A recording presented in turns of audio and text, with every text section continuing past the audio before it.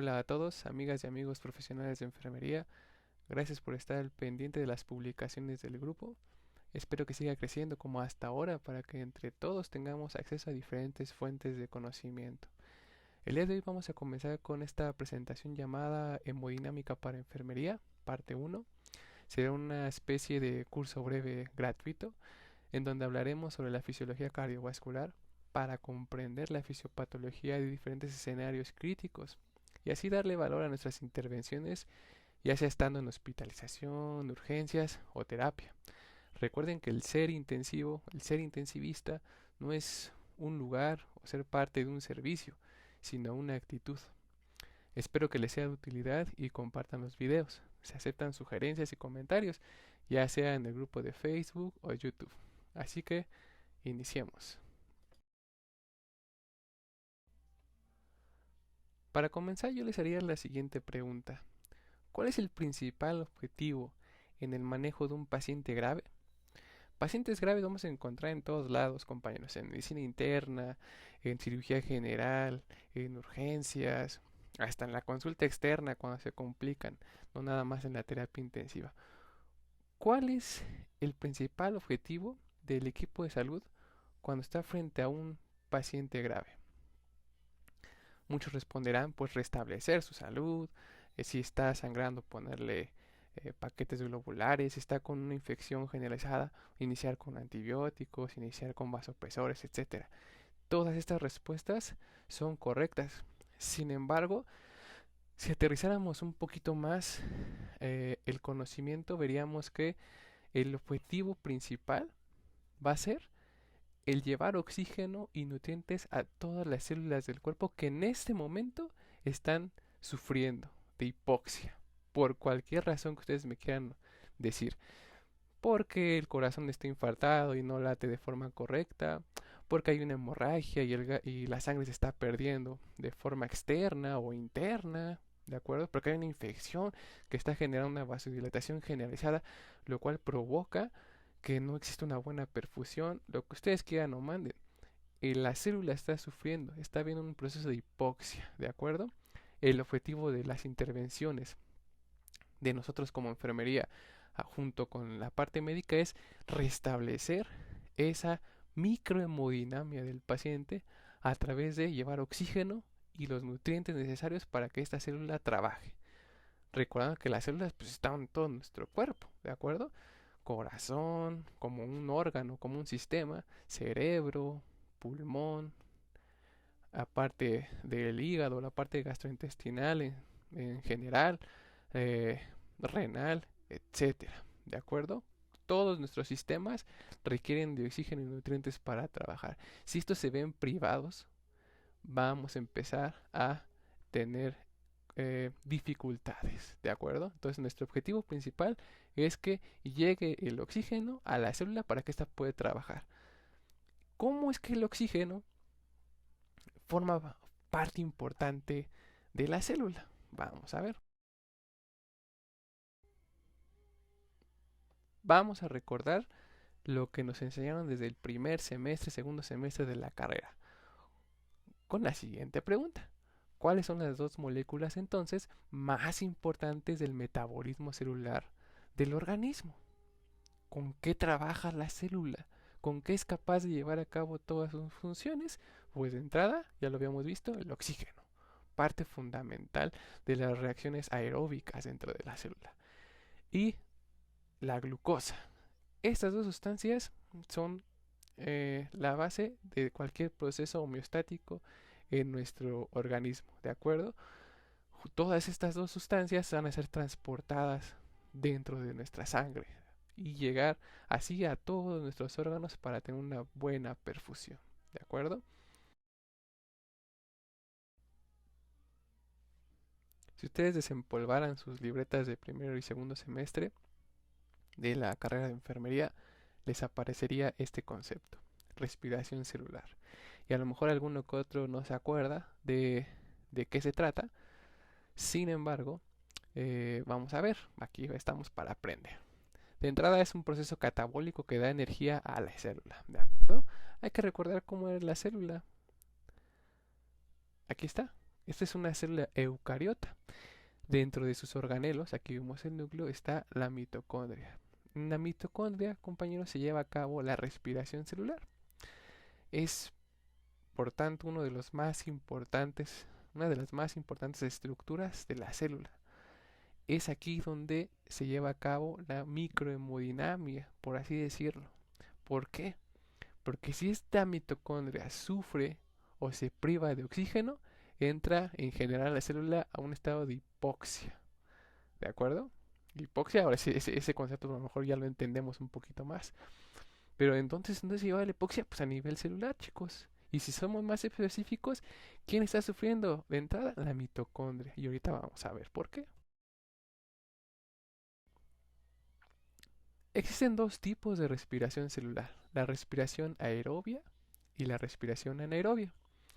En la respiración aerobia o anaerobia, las dos tienen que trabajar con glucosa, ¿de acuerdo? Sin embargo, para que esto se lleve a cabo, a nivel del citoplasma de la célula, esta glucosa se tiene que degradar a través de la glucólisis y transformarse en piruvato, que es una molécula muy pequeña. Una vez que está en piruvato, entra al citoplasma de la célula y entonces tiene dos caminos, ¿de acuerdo? Para cuando entra el piruvato al citoplasma ya se produjeron dos moleculitas de ATP, que como recordamos ATP es igual a energía. Si hay presencia de oxígeno, todas las reacciones se van a dar dentro de la mitocondria, ¿de acuerdo? Por lo tanto, el piruvato se tiene que transformar todavía más en una sustancia más pequeñita, acetilcoenzima A. Esta, ya dentro de la mitocondria, específicamente en la matriz, a través del famosísimo ciclo de Krebs, nos dará como resultado CO2 de esta reacción y ATP, ¿de acuerdo? Poquitas moléculas de ATP, ya que a nivel de la cresta de la mitocondria, ADP, que es otra molécula que se estará generando, se convertirá en ATP, ¿de acuerdo? Y ahora sí, como fue con presencia de oxígeno, se formarán las 36 moléculas de ATP necesarias para que trabaje la célula de forma normal. ¿Y qué creen? Agua también se formará a partir de esta reacción. Interesante. Ahora bien, si la célula está privada de oxígeno, está empezando a haber un proceso de hipoxia, entonces el piruvato tendrá que agarrar camino hacia la fermentación láctica, compañeros. Y en la fermentación láctica lo que va a dar como resultado es solamente dos moléculas de ATP y ácido láctico, dos moléculas de lactato. ¿Se acuerdan del lactato? En pacientes graves se mide el lactato y se aparece en la gasometría, ¿no?, que tomamos. ¿De dónde viene el lactato? Pues miren, si nuestra célula está en estado de hipoxia por una hipoperfusión generalizada de todo nuestro organismo, se empieza a generar lactato. Ahora, aunque es importante aquí, y disculpen que me haya trabado, el lactato al principio funciona como un sustrato de energía, compañeros. Al principio el lactato está tratando de compensar la, la falta de moléculas de energía, ya que nada más se pusieron dos ATP. El lactato en un principio es bueno, porque está generando energía, moléculas de energía. Es malo cuando se perpetúa esta hipoxia y entonces las moléculas de lactato empiezan a ser más y más y más, que obviamente pasan los niveles de menos de 2, pueden ser de 4, de 5, de 10, 12, 15 de lactato, donde ya se transforma básicamente en un indicador de hipoperfusión. Pero es aquí de donde viene, de la fermentación láctica, de una respiración anaerobia, o sea, si la célula está privada de oxígeno, está en hipoxia, ¿de acuerdo? Lo normal es que la célula tenga una buena cantidad de oxígeno, una buena cantidad de glucosa para que ella por sí misma produzca 36 moléculas de ATP e inclusive agua. ¿De acuerdo? Ahora, ¿quién transporta ese oxígeno que entra en nuestro organismo? Todos lo sabemos. El eritrocito, ¿de acuerdo? El glóbulo rojo. pero específicamente la hemoglobina, ¿de acuerdo? La molécula de hemoglobina es la que carga con las moléculas de oxígeno. ¿Qué cantidad de oxígeno lleva este eritrocito, o en específico la hemoglobina? Pues miren chicos, aquí tenemos el dato. Alrededor de 1.32 a 1.39 mililitros de oxígeno por gramo de hemoglobina es lo que transporta este eritrocito. En promedio es alrededor de 1.34 mililitros de oxígeno por gramo de hemoglobina. Interesante. Ahora, obviamente, el oxígeno viaja en mayor cantidad dentro o junto al eritrocito, pero hay una cantidad mínima de oxígeno que viaja en el plasma, ¿de acuerdo? ¿De cuánto es? Aproximadamente de 0.0031 mililitros de oxígeno. Eso es lo que viaja en el plasma, ¿de acuerdo? De oxígeno. ¿Quieren saber ustedes específicamente cuánto tiene su paciente de concentración de oxígeno arterial o venoso? Tomen una gasometría y en el próximo video les voy a dar la fórmula para obtener ese valor, ¿de acuerdo? Entonces, ¿quién lleva esos eritrocitos con oxígeno a todas las células? Pues el gasto cardíaco. ¿Qué es el gasto cardíaco? Pues es la cantidad de sangre que expulsa el corazón en un minuto, aproximadamente de 4 a 6 litros por minuto, aunque hay algunos médicos que dicen que no hay un gasto cardíaco normal, sino el idóneo para cada persona. Ahora, ¿de qué se compone este gasto cardíaco? Pues de un volumen sistólico. ¿Qué es el volumen sistólico, chicos?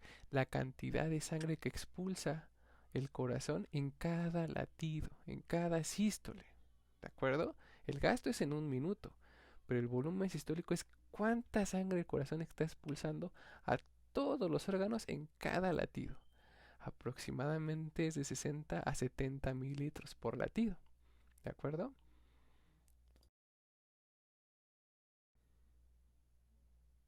Ahora bien, es preciso recordar la circulación menor y la circulación mayor, porque pues tenemos que ver hacia dónde va todo ese gasto cardíaco, que ya sabemos que es de 4 a 6 litros, ¿de acuerdo? Todo va a comenzar en la aurícula derecha. La aurícula derecha va a recibir sangre alta en CO2, ¿de acuerdo? Como resultado del metabolismo celular. Por eso es que hay grandes cantidades de CO2 en la sangre venosa. ¿De dónde proviene esa sangre que va a llegar a la aurícula derecha? Pues bueno, de la vena cava superior y de la vena cava inferior. Pero no se olviden de otra estructura muy importante que es el seno coronario, quien es el que recoge la sangre desoxigenada de todo el miocardio para echarla ahí a la aurícula derecha y obviamente oxigenar toda esa sangre, ¿de acuerdo? Una vez que la aurícula derecha recibe sangre de estas tres componentes, va a pasar hacia el ventrículo derecho, atravesando la válvula tricúspide. La sangre, una vez estando en el ventrículo derecho, va a pasar a oxigenarse a través de las arterias pulmonares, que son dos. Son las únicas arterias que tienen sangre desoxigenada, atravesando la válvula pulmonar, ¿de acuerdo? Una vez que la sangre llega a los pulmones y se oxigena, se lleva el proceso de hematosis. La sangre rica en oxígeno va a llegar a la aurícula izquierda a través de 4 venas pulmonares, unas únicas venas que tienen sangre rica en oxígeno. Esa sangre va a llegar a la aurícula izquierda para atravesar la válvula mitral y llegar al ventrículo izquierdo. Un ventrículo, si ustedes se dan cuenta, más gordito en términos generales de la parte muscular que el ventrículo derecho, un poquito más gordito. ¿Por qué? Porque el ventrículo izquierdo tiene que expulsar esa sangre a todo el sistema a través de la válvula aórtica, pasando por el callado aórtico, aorta torácica, aorta abdominal, a todo el sistema, ¿de acuerdo? ¿Qué cantidad de sangre va a expulsar ese ventrículo izquierdo en cada latido? Pues ese es el volumen sistólico. Ya habíamos dicho que era de 50, 60, 70 mililitros por latido. ¿De acuerdo? Para que en un minuto sea aproximadamente de 4 a 6 litros todo el gasto cardíaco que va a ser toda la sangre que va a expulsar el corazón, ¿de acuerdo? En un minuto. Esa es la importancia de recordar la parte de la circulación menor y la circulación mayor.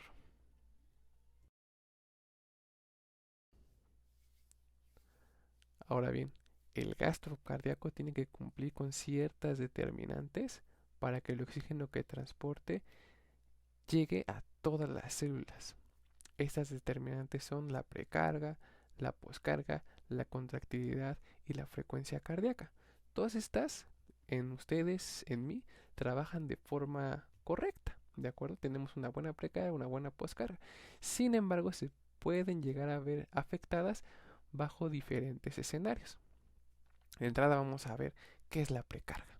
La precarga se refiere a la capacidad de la miofibrilla, de los ventrículos para estirarse como una liga y expulsar la sangre de forma adecuada, ya sea a los pulmones o a la aorta. Acuérdense que estos ventrículos se van a llenar de sangre. El ventrículo derecho de sangre desoxigenada que la va a mandar a los pulmones para que se oxigene, y el ventrículo izquierdo se va a llenar de sangre oxigenada para mandarla a todo el sistema a través del callado aórtico. ¿De acuerdo? Esta precarga es esa capacidad del ventrículo para estirarse y expulsar la sangre de forma adecuada. Si un paciente, por ejemplo, tiene una pérdida de volumen, como en el choque hipovolémico, a lo mejor este ventrículo no se va a llenar de la sangre suficiente y por ende la precarga se va a ver afectada, ¿de acuerdo? No habrá una buena expulsión o una buena cantidad de sangre expulsada. O, hablando de contractilidad, si un paciente sufre de un infarto agudo del miocardio, obviamente ciertas partes de ese corazón que se vieron afectadas por el infarto no van a cumplir, no van a cumplir con su función de contractilidad. ¿Esto también puede llegar a afectar el gasto cardíaco? Sí. Acuérdense que los infartos extensos que afectan, por ejemplo, el ventrículo izquierdo, pues básicamente representan una mortalidad elevada en el paciente. Porque si este ventrículo no se contrae bien para mandar la sangre a todo el sistema, pues va a morir el paciente. Hay que estar al pendientes de estas tres determinantes, bueno, dos que ya vimos, precarga y contractilidad. Ahora, ¿qué es la poscarga? La poscarga es la fuerza que se opone a la expulsión de la sangre por parte de los ventrículos. Ejemplo, si tenemos un paciente con hipertensión arterial sistémica, o mejor, con una crisis hipertensiva, en donde las resistencias vasculares están súper aumentadas, donde hay una vasoconstricción muy elevada, el ventrículo izquierdo va a tratar de mandar esa sangre a todo el sistema. Sin embargo, se va a encontrar con que las arterias están con una vasoconstricción muy marcada que le va a costar trabajo mandarla a todo el sistema. Se va a ejercer una fuerza de oposición. Esa es una poscarga. ¿Dada por quién? Por las resistencias vasculares sistémicas. Hay una poscarga muy fisiológica que es la que en cada momento el ventrículo izquierdo tiene que superar, que es la del callado aórtico, que no es otra cosa que ganarle a la gravedad, ¿no? Esa la trabaja todos los días el ventrículo izquierdo y pues no pasa nada, ¿no? Se ejercita.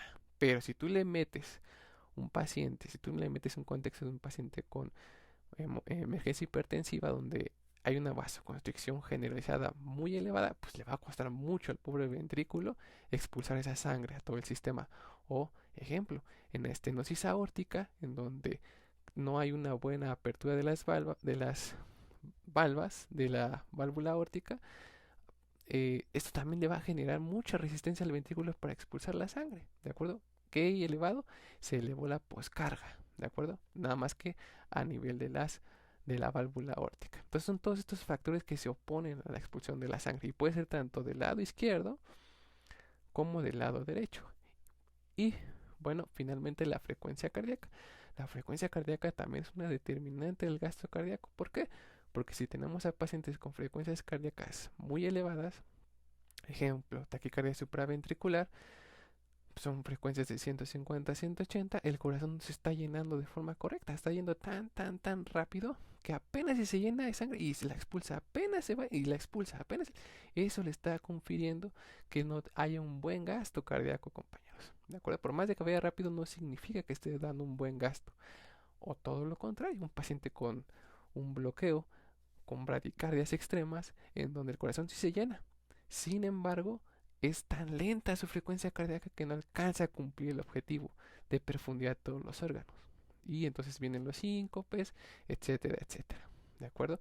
Estas son las determinantes del gasto cardíaco. Si todas funcionan de forma adecuada, el gasto cardíaco llevará el oxígeno a todas las células. Si alguna de estas se ve afectada por X o Y patología, ya empezaremos con algunos problemillas.